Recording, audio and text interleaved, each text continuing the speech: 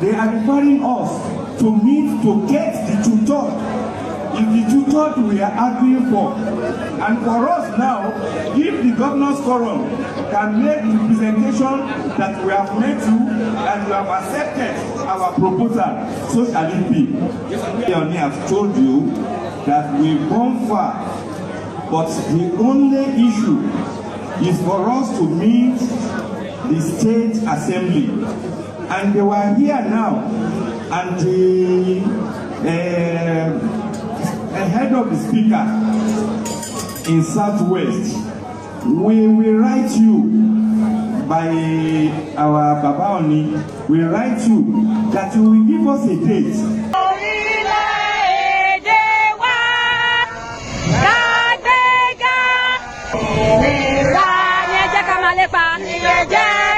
Nnamdi Azikiwe came back from the United States. He started his politics in Lagos. He gained ground a lot and actually controlled the politics in Lagos. Then when Awolowo came back from the United Kingdom, Awolowo was looking for a foothold, what to lean on, how to form his own basis. And he brought in tribalism in politics. He now told the Yorubas, why should an Igbo man come and be this and be that? And that was how tribalism started in politics in Nigeria. Then, so if you don't want to get sense, there will be a point. You must get sense by force. If you feel say, nature will test people. He's testing Nigeria gradually. If we refuse to get sense, it will push harder. Nature is going to push harder until that sense enters into us. Kidnapping is happening. That Yoruba side, in numbers, some are still in captive. And you have president as your tribesman. What has happened? It's not that I'm trying to, bring down on the president. No, I'm trying to tell you guys that it's not about the president is from my place. What have you gained if the president is from my place? let's look at a little bit of history. When Nnamdi Azikiwe came back from the United States, he started his politics in Lagos. He gained ground a lot and actually controlled the politics in Lagos. Then when Awolowo came back from the United Kingdom, Awolowo was looking for a foothold, what to lean on, how to form his own basis. And he brought in tribalism in politics. He now told the Yorubas, why should an Igbo man come and be this and be that? And that was how tribalism started in politics in Nigeria. Then that 1951 debacle in the Western House, where Zeke was going to be the premier of Western Region. But overnight, there was cross-carpet and he lost out. That dawn. Remember then, in 1949, an Hausa man was elected the mayor of Enugu, Umaru Atine, the mayor of Enugu. An Hausa man was elected in Onitsha for Onitsha province as the representative in the House of Chiefs. A Yoruba man was elected in Port Harcourt as the mayor of Port Harcourt. His deputy was Mark Igbo, an Igbo man. So things were going very well. Then recently, you just have this paranoia about Igbo man in Lagos. Ordinarily, the Igbo man doesn't give a damn who is where, especially if there is efficiency. The Igbo man is individualistic, and the individualistic person is usually proficient, usually creative, usually productive. So if he sees a productive person, he works with that person, no matter where the person comes from. Okay, now listening to this is the most current update concerning what is happening in Yoruba land. The Yoruba Assembly vows to resist unconstitutional takeover, threatens to push for Nigeria's dissolution. Nigerian dissolution is separation of Nigeria. That is what they are threatening for. So let's go into the details. We'll see what actually is in this content concerning what they are saying. So the assembly revealed that the idea for the summit was triggered by reports of arrests of serving security officers allegedly plotting to subvert Nigeria's democratic government. So let's continue. We are all reading together. The Yoruba Assembly has issued a warning against any attempt to undermine Nigeria's democratic order, declaring that the Yoruba people would resist any unconstitutional takeover and may instead consider a peaceful dissolution of the country if democratic governance is threatened. And they laugh. So if this government is threatened that they will opt for separation of Nigeria, division of Nigeria, in simple terms, that is what they are saying. So now they break. They felt threatened, as in the owner of Nigeria now. Okay, this position was made known at the 4th summit of the Yoruba Assembly, where leaders, intellectuals, and stakeholders gathered to deliberate on issues affecting Yoruba interest and Nigeria's political future.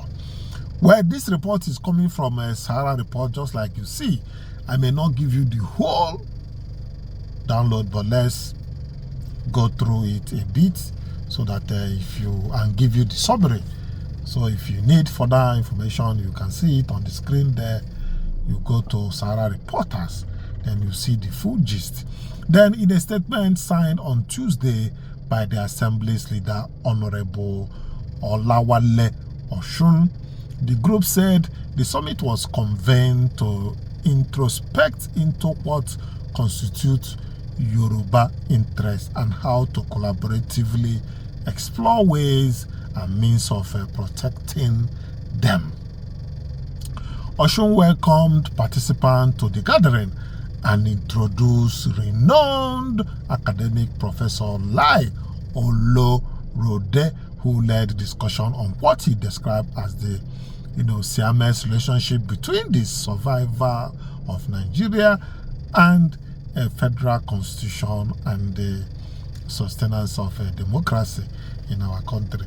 Let me tell you guys something. Okay, let me just finish. Then I'll tell you guys who started this tribalistic, politics in Nigeria. He's still a Yoruba man. So if you have a counter opinion, you can still let us know in the comment section. And please don't forget to click on the like and share this video while you continue. Then I have a very simple duty today, that is to welcome you to the 4th summit of Yoruba Assembly in this same venue. Introspecting into what constitutes Yoruba interests and how to collaboratively introspect on ways and means of protecting them, Oshun said. The Assembly revealed that the idea for the summit was triggered by reports of arrest of serving security officers allegedly plotting to subvert Nigeria democratic government. Let me state from the start that we first conceived this summit when it broke that some arrests of serving security officers were effected by authorities on suspicion of planning to subvert the federal government and the democracy now in place, Oshun stated. While acknowledging imperfection in Nigeria's democratic system, the group insisted that democracy remains the best option for governance. Whilst admitting that our democratic practices and our governance may not be perfect, we contend that it is best to adhere to democratic basic norms and practices and continue to learn therefrom, he said. Well, I will not go further. Let me stop here. You have heard at least the basics of what he is saying. Yes, I said earlier that I have a small history of how tribalistic politics started in Nigeria. And in fact, let's have a look before we continue. Let's look at a little bit of history. You know, when Nnamdi Azikiwe came back from the United States, he started his politics in Lagos. He gained ground a lot and actually controlled the politics in Lagos. Then when Awolowo came back from the United Kingdom, Awolowo was looking for a foothold, what to lean on, how to form his own basis. And he brought in tribalism in politics. He now told the Yorubas, why should an Igbo man come and be this and be that? And that was how tribalism started in politics in Nigeria. Then that 1951 debacle in the Western House, where Zeke was going to be the premier of Western Region. But overnight, there was cross carpet and he lost out. That dawn. Remember then, in 1949, an Hausa man was elected the mayor of Enugu, Umaru Atine, the mayor of Enugu. An Hausa man was elected in Onitsha for Onitsha province as the representative in the House of Chiefs. A Yoruba man was elected in Port Harcourt as the mayor of Port Harcourt. His deputy was Mark Igbo, an Igbo man. So things were going very well. Then recently, you just have this paranoia about Igbo man in Lagos. Ordinarily, the Igbo man doesn't give a damn who is where, especially if there is efficiency. The Igbo man is individualistic, and the individualistic person is usually proficient, usually creative, usually productive. So if he sees a productive person, he works with that person, no matter where the person comes from. That information that you just watched, do you think they are lies, or do you think they are AIs? Me, I believe that they are truth.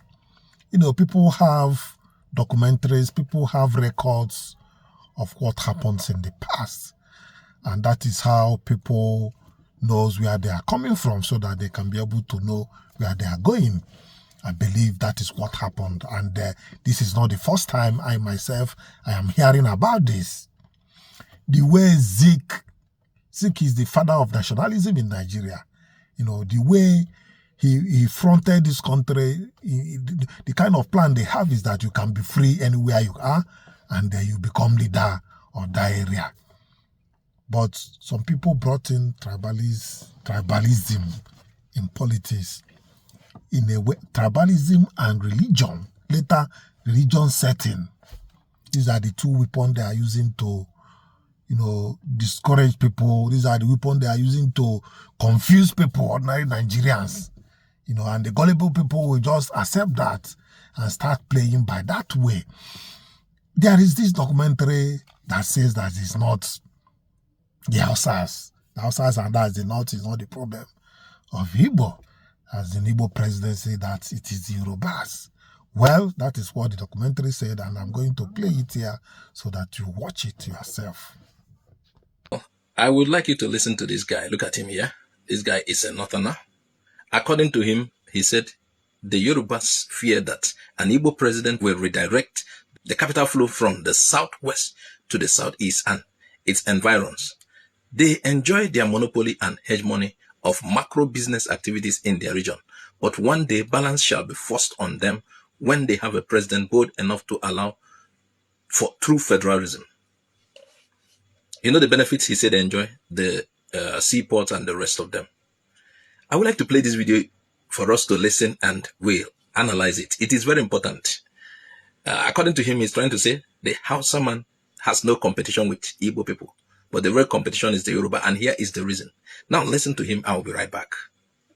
Today, the number of people in Yorubas that are skeptical, in Yoruba speaking area that I'm trying to say, are more skeptical of an Igbo presidency than anybody from the north.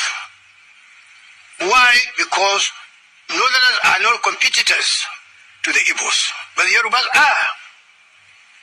What is the stake in Nigeria? The education and capital. We don't have the capital in the north. We don't have enough educated people. We will have one day, I know. There will be a time when we'll surpass the south. The time is coming, but it's not now. It's not there yet.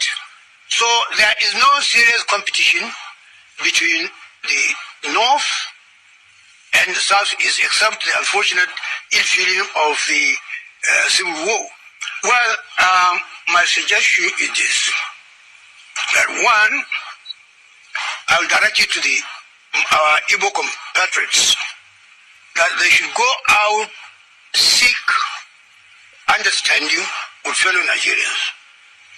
Tell them that, in fairness, they should be supported to produce the next president. But don't let them issue threats. Threat wouldn't work when you are looking for something like this, because threat doesn't get you votes.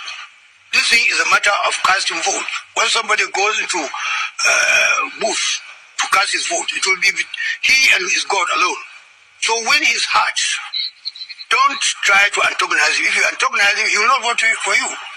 And he has not committed any sin or offense. So persuade, this is the reason why political parties campaign.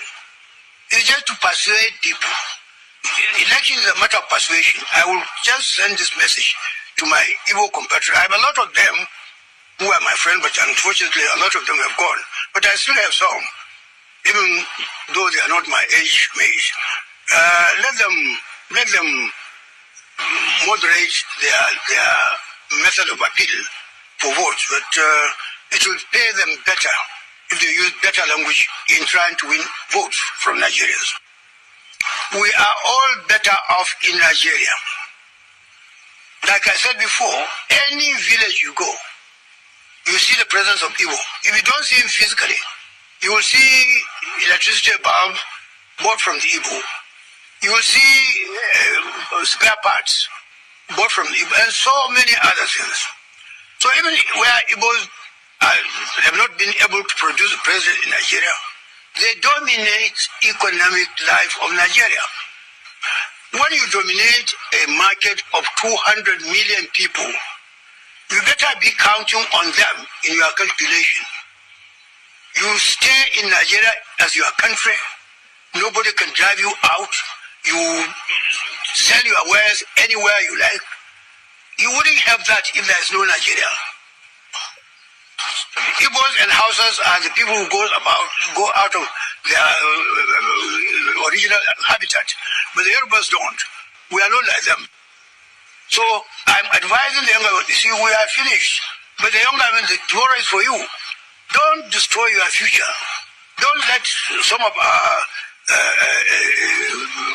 cantankerous people who are inciting you to leave Nigeria. Don't leave. Don't do that. It's not for your own good.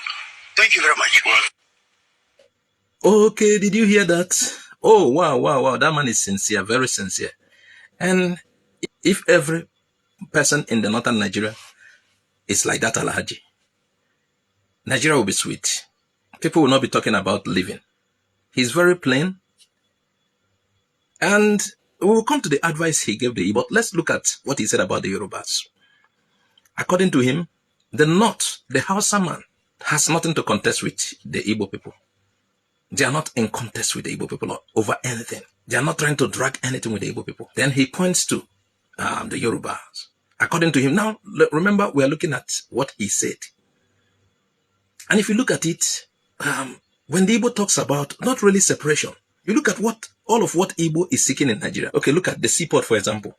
The other day, the Nigerian Ports Authority was planning to concession just 20% of what is happening at the Lagos seaport to part of eastern Nigeria, not even Igbo land, but maybe one of these southern states like the Calabar.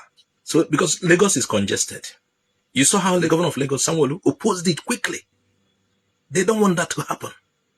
They came out to oppose it. And I have not really followed that story. I want to know what happened afterwards. Because I know that somehow they would have gone to the center. After all, Tinubu is at the hands of affair now. Yoruba man is at the hands of affair. I believe they would have gone to him. Oga, if you allow this to happen. This Alhaji is saying a day will come. And he's supporting an Igbo presidency. According to him, Igbos should not leave Nigeria. Igbos should focus that Nigeria is a huge market for them. I've had people who made that discussion. I'm not saying it's right or wrong. But according to him, Igbos are in every part of Nigeria. They do trade. And yes, they have the business. But the purchasing power is also Nigeria that has been buying from them. That is the point. Meanwhile, I'm not saying it's right or wrong. But Igbos are everywhere. There are Igbos in the north who have made the north their base. Who have made huge money from the north. Now note, I'm not telling Igbos to remain in the north. I'm trying to clarify what he said. So, back to Lagos again. How many Yorubas did you see come out to support what the Nigerian Ports Authority is trying to do? Just to move, like 20%, concession it to another port so that Lagos will be decongested. No, they don't want it. There's what I said here the other time. I am not against the Yorubas, no. But I want a fair share in Nigeria. We are all aware how the Yorubas sees Igbos. I want, just like this Araji has said, the port should be decongested. The Lagos port. other parts of the country has to function properly. It is not just Lagos. And that is when you realize a man from the southwest may not want an Igbo man to be president. They don't want that pot. You know, we're in a country that things are not fairly distributed. We're in a country, some people are eating off the others. For a Hausa man, let things go normal according to them, even though this man is sincere. But talking about the past leaders, Northerners who had a very long share of ruling Nigeria, why didn't they perfect that? They are in union. You saw the leaked audio. Allegedly, Shettima, the current vice president, and former Ogun State governor, Ibiku Amosun, or something like that. They were discussing all of the discussion in the audio, whether it's by them or not, but we know that it is an Hausa man discussing with a Yoruba man. All of the attempts, all of the plans in that discussion, that is allegedly a phone call, was how to stop Igbo. And that is why I told you, whatever this man is saying, yes, he's trying to make it look as if there's no competition between the North and Igbo. Basically, this is how I see it. He pointed that out too. The civil war is the problem between the North and Igbo. The civil war is the problem.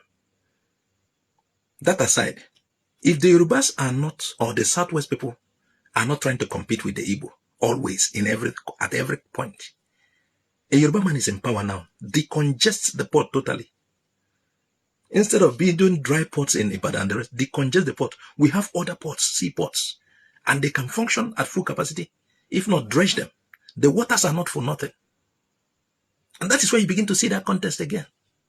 There is a rivalry, or something, whether you call it a rivalry or a contest between the Yorubas and Igbo. Each one trying to. I'm not seeing the Igbo trying to outwit the Yorubas. What Igbos want in Nigeria is fairness. An Igbo man, there's a particular joke. He was talking to an Hausa man. He was telling him, do me as you do my brother. Do me as you do my brother. And that is what basically this Baba is saying. And that is why earlier I told you, if everyone would behave like this Baba, Nigeria will be fine. But many Northerners are not like that. And many people from Southwest are not like that. I will still make my findings if that 20% plan concessioning of what is happening at Lagos Port to One or Calabar, I will see whether it happened. Because I know how this game is. The Baba, whatever he said is not far from the truth. There could be some reservations with what he said, but I agree with a lot of things he said. I will round up with a particular video. I would like you to see this video and we'll be out of here. I will not make any comment on that video, but I will tell you what people are feeling. I would like you to look at that video and see how things are. I don't want to make any comment on that particular video that I would use to round up. So, before I go to that video, he's trying to say Igbos should moderate themselves, synergize with others, and, grab power. And like I used to say, it is only an Igbo man that can begin to fix Nigeria. Meanwhile, a lot of Igbos are getting bored already. Because you see this Baba and what he's saying, he's like a lone voice. A lot of the Northerners are not saying the same thing. You had Shettima earlier, I think yesterday, with that kind of posture. So according to him, the contest has never been between Igbos and the Hausa people. It was only the civil war that brought about some dents that are yet to resolve. We are yet to resolve it. Meanwhile, Baba, thank you. But according to him, the rift, the contest has always been between the Yorubas and the Igbos. And we continue to see it. And the city boy whatsoever, they don't understand the game. Well, they are playing for their own pockets, actually. But we understand what is happening. Now, let me play the other video. And like I told you, I will not comment and we'll be out of here. That is our job. We don't run government. We don't run policies. But we have the intellectual capacity to frame a conversation. You understand? Let me now conclude by making you sad. The Nigerian Civil War was planned on the campus of the University of Ibadan. Somebody has to write a book on that, in which the Vice Chancellor, a prominent historian, you already know who I'm talking about, was also using his house to frame the project of the Civil War. You understand? And I'm not criticizing him, because when you cut segments of a conversation, it becomes a problem to those who are interpreting it. I'm not criticizing him. The Nigerian Civil War was led by an educated person who trained in England, one of the very first to have a degree to join the Nigerian army. The debates about Ironsi was framed for him by those who went to school on a unitary government. You understand? It is not that these intellectuals have not been talking, but they are also embedded in this very project you want to solve. So in the final analysis, you see how interest governs politics. And as interest drives politics, the very fact that you have a PhD doesn't mean you will think the way you are talking about. And let us talk about that is our job. We don't run government, we don't run policies. Well, you have seen that, and I will tell you that the Igbos are the people that are not fairly treated in terms of everything concerning Nigeria, despite that the Igbo man has been in the forefront of the people that brought independence to this country. So if you go by that line, Igbo man is supposed to be at the helm of affairs of everything that is happening in this country. So, but it's as if that some people have come to hijack everything, and this is the way we see it. However, you have heard his view about the issues that Igbo man is having when it comes to president of Nigeria. Thanks for joining me in another interaction and political discourse.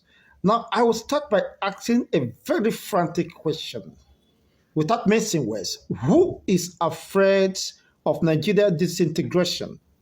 Who is afraid of Nigeria disintegration? It appears some set of people or some region always threaten the disintegration of Nigeria whenever they want to gain undue advantage or protect certain political interests. They are not interested in the disintegration of Nigeria. They are not interested even in building a coherent and unified Nigeria. They are only interested in ripping off the country, taking undue advantage of the fallible system, of course, within the Nigerian political calculation or template. Whenever they are projecting certain political interests to their own advantage, and they don't care whether it affects other people or not negatively, what they want to protect is their personal interests. And they threatens other regions with the disintegration of Nigeria. We threaten to push for Nigeria dissolution. Who cares? Who cares? Should Nigeria divide? Who will be affected? So they should forget about that cheap, deceptive, destructive, of course, an archaic way of threatening the people. Nobody cares about that. It is old cargo, as people will refer it.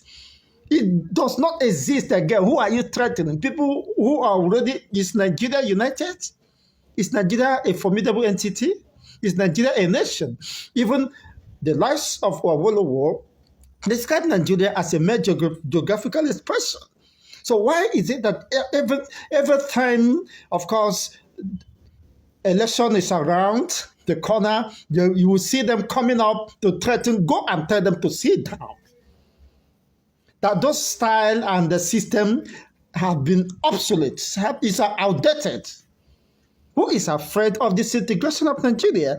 A group known as the Yoruba Assembly vows to resist unconstitutional takeover, of course, threatens to push for Nigeria disintegration. You can imagine a group who call themselves Yoruba Assembly vows to resist unconstitutional takeover. Is there anything they are, of course, foreseen?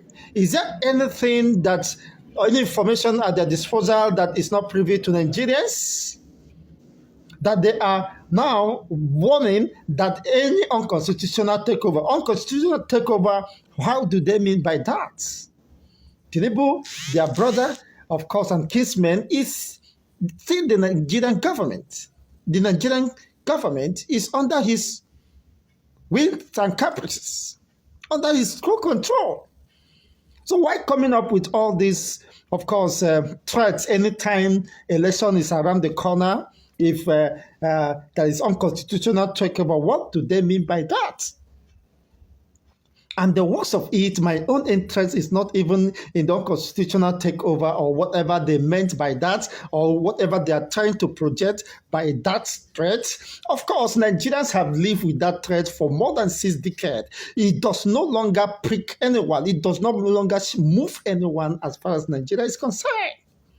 In fact, people are calling for the breakup of Nigeria. The same people are the major setback for this disintegration. Oftentimes they come up with, of course, you will threaten with the dissolution. Who cares? Isn't that affect anybody by any means? If the disintegration of Nigeria is the way to save humanity, look at Nigeria is warm and people are dying on a daily basis. Now, a Yoruba Assembly vowed to resist unconstitutional takeover. Takeover by who? Tinubu is the president and the Grand Commander of the Armed Forces. So are they insinuating any possibility of military coup? It was rumored, of course, of recent that there was military coup, which the then the chief of defense staff came to say there was no such. It was just misunderstanding as a result of, promotion and the hierarchical inconveniences and the rest of it. And thereafter, we begin to see that some military personnel were arraigned and, of course, kept in undisclosed, unidentifiable a region for several months, and the rest of them rumoring that they intend to unseat the administration of Tinubu and the rest of them, and we are history, of course. That came to tell us there was nothing like coup. And eventually they are parading the same narrative and the endless rhetoric surrounding all the circumstances. Now, go and tell these people wherever they are, whosoever is behind their movement or their push, they have no business. They should go and face their business. So, unless they have any information, they could disclose to Nigerians. There are certain people trying to unseat the government of Tinubu so that the public will understand what exactly is happening. So if there is no such, there is no need distracting the people. The people are more concerned over the issue of survival. That is what is been, of course, preoccupying the mind of people. That Nigerians could no longer freely walk out, of course, and come back without fear of either being kidnapped, tortured, and, apprehended, and even forcefully disappeared. Forceful disappearances. We have seen organ harvesters, woman traffickers, of course, booming within different regions in this country. There are more issues that should be prioritized, more attention should be paid. And unfortunately, these people never raise any serious national concern, which borders on the continued existence, security, and survivors of Nigerians. Nigeria are mainly existing. Look at what the Senate president said, the 10th Senate Assembly. He said 2 weeks after, of course, the 2027 election, the insecurity will die off. Die off by who? Who is the one behind insecurity? Why must the government of Tinubu, the government of Akpabio, of course, presiding as the Senate president, wait until after the election of 2027 before they will end the state of insecurity? Could it mean he is telling us that, of course, the insecurity is benefiting them? Who is the insecurity paying off? Who is the insecurity who is cashing out from the insecurity? Such excuses are not tenable. They are suspicious. Then Akpabio should tell Nigerians what he knew about the current insecurity. Certainly that these political gladiators and the rest of them are the ones behind this insecurity, and what is the business of governments? What is the business of government? What is the business of governance? If you are not ready for governance, then you tender resignation. Why must you tender flimsy excuses, of course, irresponsible excuses for failing in your primary duty to protect life and properties of Nigerians? You are now telling us that something you could not fix in the last 4 years, that after the second election, that's 2027 election, then you can have the capacity to fix it. Who are you deceiving? Who are you fooling? Nigerians are becoming more politically conscious and aware of the realities. Just as the former governor of Osun State, Rauf Arebashola, said that the renewed hope agenda is a scam. The renewed hope propaganda or mantra is a scam. How could a responsible government tell the world that after 2 weeks after election, that insecurity will die off? Now, who is behind the insecurity? Why is the government of the day not responsible enough to solve this insecurity even before, to show they have the capacity, they are in control of the resources under the territorial integrity of the Nigerian state and the arsenals of the state? All the state apparatus are at the disposal of the government of Tinubu. Why can't he solve this problem? Nigerians are dying, Nigerians are being tortured, Nigerians are being subjected to such level of cruelty. Thereafter, they are being ripped off through demands, excessive and arbitrary demand for ransom, which is beyond, of course, the reach of an average Nigerian. How could you be demanding for 30 million, for 100 million, for 1 billion? Nigerians are being kept, of course, under the custody and the dungeon of the terrorists. They are psychologically, emotionally, and sexually exploiting them, subjecting them to such level of cruelty, unbearable experiences, that life-threatening situations. Look at that boy that was tortured. See how they were beating him. Young guys, young boys in their 14s, of course,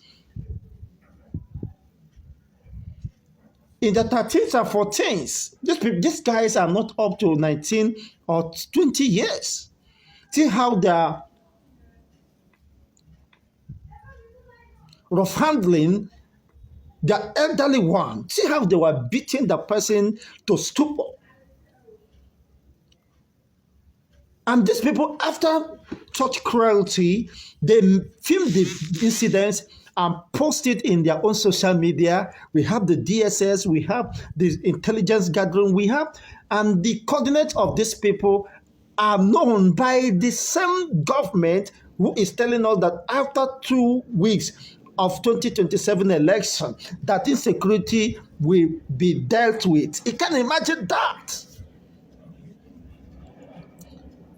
That insecurity will be dealt with. They will fight insurgency and the rest of them. What is stopping you from fighting it? Are you benefiting from the current mishap, from the current torture and the brutality Nigerians have been subjected to? And you are watching all these things. They are marching the Nigerian military to the camps of these terrorists.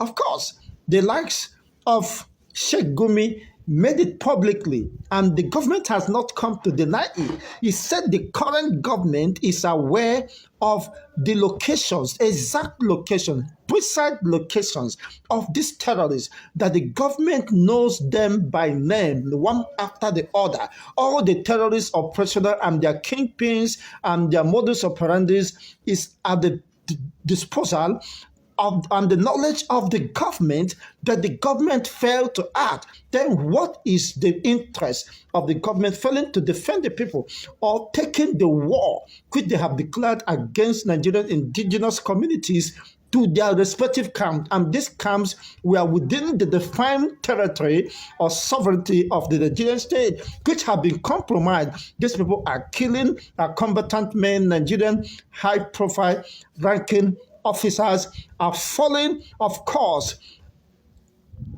as a result of this assault against the Nigerian military base are being overrun, and ammunitions are carted away in their scores and the rest of them. Unfortunately, these people, after such dastard acts, eventually will retire to their safe haven, and yet the current chief of defense staff will tell us that these people are prodigal sons. They deserve to be shown some level of clemency and pardon. They don't deserve to be killed. People who killed Nigerian high military ranking officers, Brigadier General, Lieutenant Colonel, you know what it means to get to the level of Lieutenant Colonel in the military, Brigadier General. I mean, how many of them have been killed even in the last 6 months? And the list is endless. In the last 6 months? We cannot count, we can lose count over numbers of military that have been wasted, killed, ambushed, roasted. The one I saw in Telegram, of course, it was horrible. It's a gory sight where hefty Nigerian combatant men who are up to the task to have confrontation with these people, the way they were ambushed, they were burnt alive, they were roasted. It is quite unfortunate. The one that happened in Kebbi recently, I saw the video, I was weeping. And of recently, we saw what happened in Borno State. And how long will all these things continue? And these are people's husbands, people's fathers, people's sons and uncles and the rest of them. Even Nigerian military business are fallen victims of this cruelty. And yet, the government who should have shown political will and decisiveness in fighting terrorism, in making sure that these desert elements are being, of course, dealt with according to the provision of the law. Where is the place of justice in Nigerian criminal justice system? People who has killed, of course, invaded communities, destroyed, not leaving even children and pregnant women alive. At the end of the day, torturing Nigerians to death. I mean, uploading these videos and it is going viral, yet they could not be tracked. But if it's a gullible average Nigerians, they will track him and get him. DSS will now be active in his service, in their work.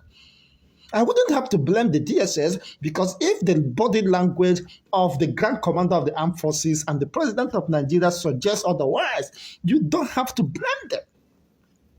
Because leadership must start from the top. If the government of Tinubu have shown political will and commitment to fight, of course, terrorism definitely and certainly the instrument of the state, of course, should have been activated in line with that. Just as the former retired Nigerian intelligence officer who said that they know what to do, but their hands are tied, not until command and instructions are being given. You can't lift your arms. You can't go beyond the instructions. As some of the Nigerian military have confessed, what happened, of course, in recent past in Benue State, where the local government chairman went to the military base.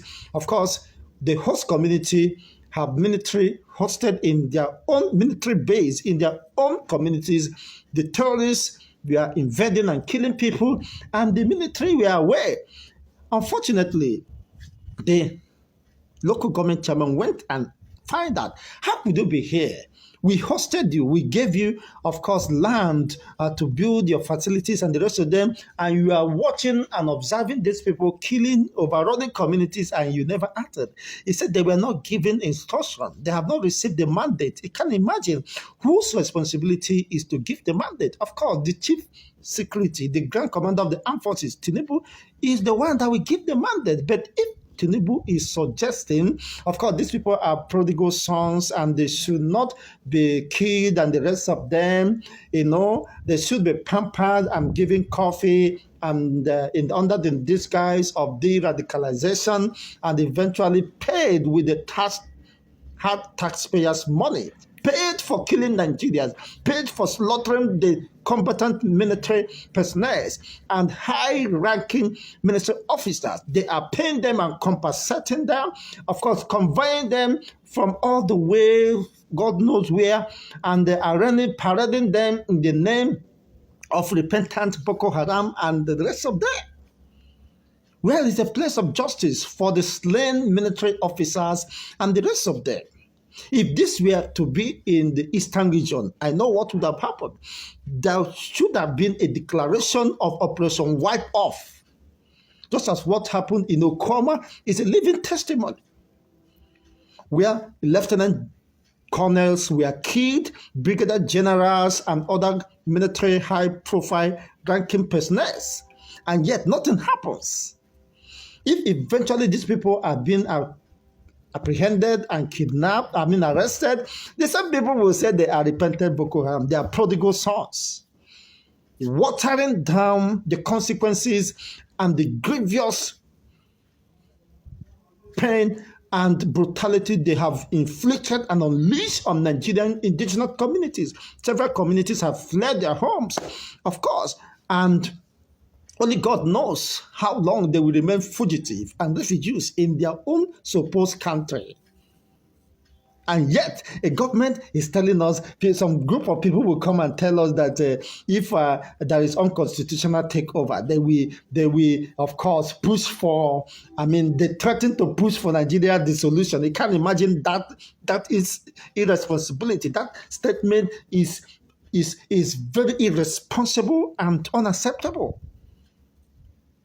Who is afraid of disintegration of Nigeria?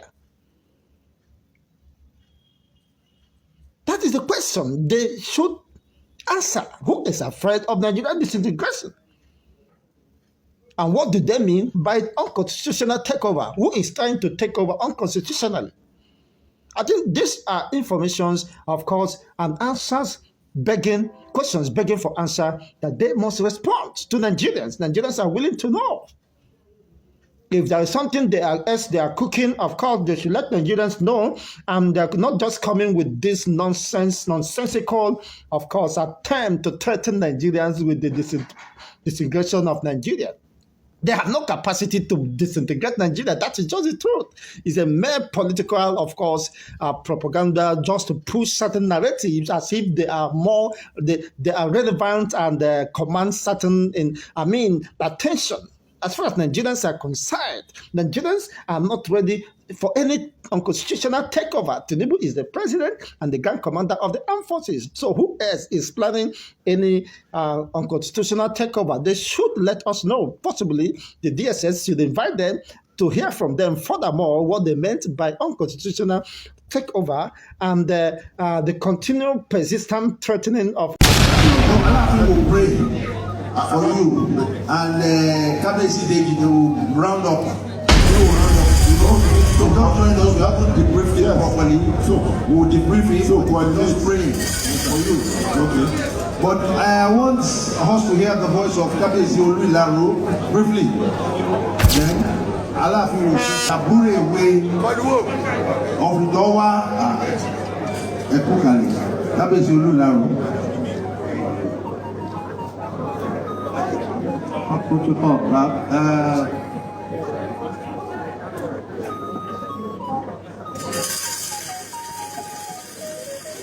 don't have one word to ask other than all that you have said. I will just bring the National Assembly. Please, let's listen to our cabinet. This is silence. This is a very important item on our agenda. And you can be sure the reason we are doing this is because we have them there. You have the rest of the day to yourself. You have the whole of tomorrow to yourself. Let them just do their own things. Thank you. Thank you, Senator. Well, my voice is just to plead with the National Assembly, and especially our sons and daughters who are in the State Assembly, to please help us to accede to a request by granting this bill a speedy passage. I know the President will not relent in assenting his pen on the bill. On that note, I want to thank you for your time. The prayer that the people àríwí pẹ́pẹ́pẹ́ àwa bàbá àbáyé tó kankan àwa náà àtẹ̀tẹ̀ káfí ọ̀ṣẹ́ni tó dàtà àwọn àtẹ̀tẹ̀ bá ń pa ní àfi á lè máa múlẹ̀. Yes, àtẹ̀tẹ̀ wà lẹ́nu kẹ́yìn ọ̀pá kí àwọn ẹ̀ka pé ó ṣe wí bẹ́ẹ̀ náà ló ìyẹn ti ká lọ nìyẹn. Just know that you have to regard for us. But we want you to have a legal package. Against your Anthony, we are not in the old era. We are not, if we are still part of the same Nigeria, we believe that the legal, I would say legal framework, like that. We are not forget there, like the other said. Àìmọye wàhálà láyọ nínú làmá ní ìlú láti ẹgbẹ́ pé ọba tí wọ́n lọ sílé ẹjọ́ ní àti kájíríà àjọra yọjú ẹ̀ láti wọ́n á lè gbọ́. Tí ò bá sí nǹkan tí ó dé lẹ́yìn lè múlẹ̀, yes, àwọn èèyàn ṣe kọ́ ẹ. Tẹ bá lè fún wa ní àyè nínú òfin Nàìjíríà pé wípé o àṣẹ àwọn tí bàbá bá ti fún wa láti báńkì lẹ́gàdì tó bá náà wò wá gbà wọ́n ti máa ń ṣe kọ́ ó lọ sẹ́kọ̀ọ́. Only civil matter, we don't want criminal matter. I want to assure you that gbogbo kéèkì lọ sí ẹgbẹ́ lọ́kàn. You don't need ẹ̀kọ́ kan lọ sí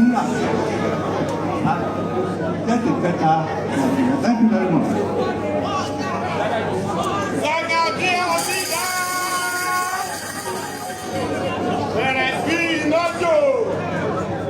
The majority leaders of our National Assembly, you have drawn our attention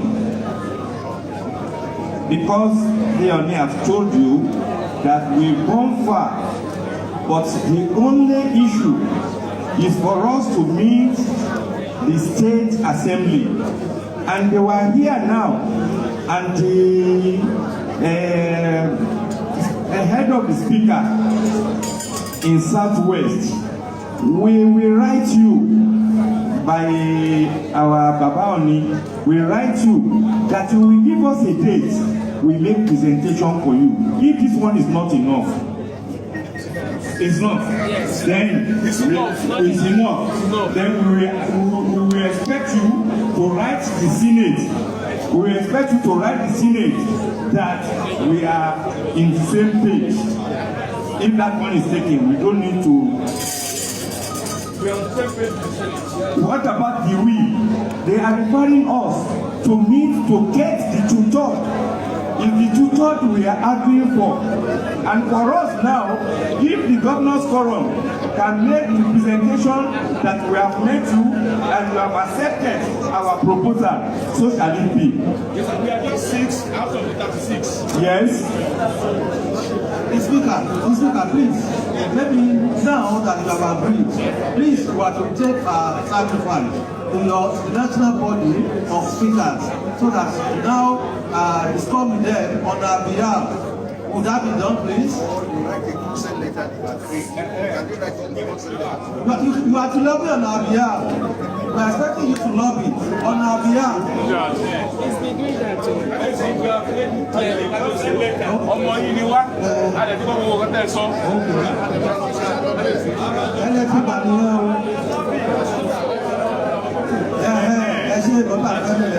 you.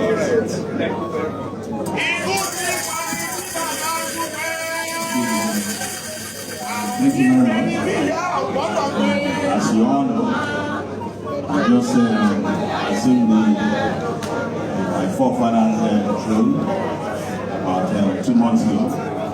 So I'm very aware of the fact that the traditional rulers' involvement in the making of a traditional rule is very important. In the sense that we believe that we are the people that are very close to the grassroots. We are dealing with some of these people on a daily basis, making sure that everything is in order. So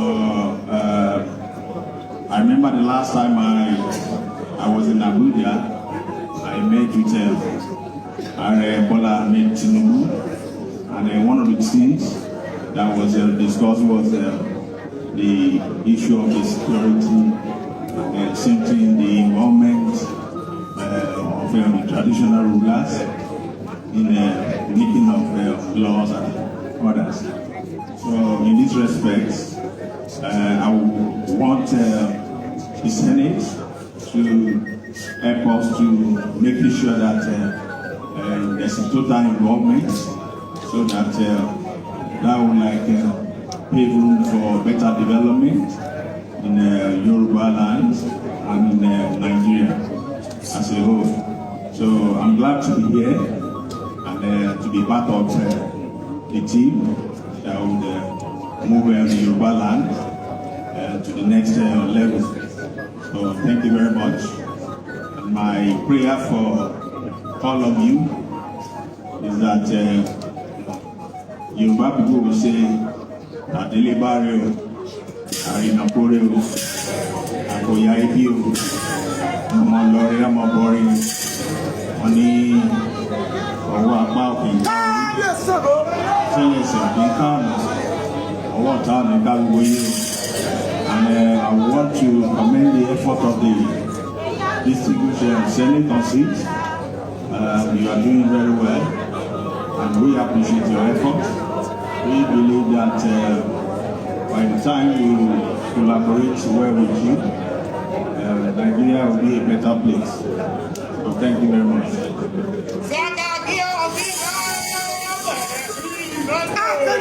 Thank you so much, Kabiyesi.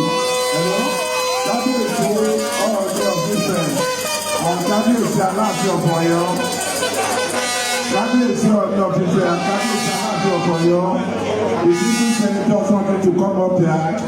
The two of them come and take photograph with. Let's now have the view of certain people concerning who is more afraid of dissolution of Nigeria. This one that the Yorubas are threatening that will dissolve Nigeria, will seek for separation. That if this one does not happen, if our brother Tinubu is being threatened, that they are going to, look for separation concerning Nigeria. So let's hear what this, side of view.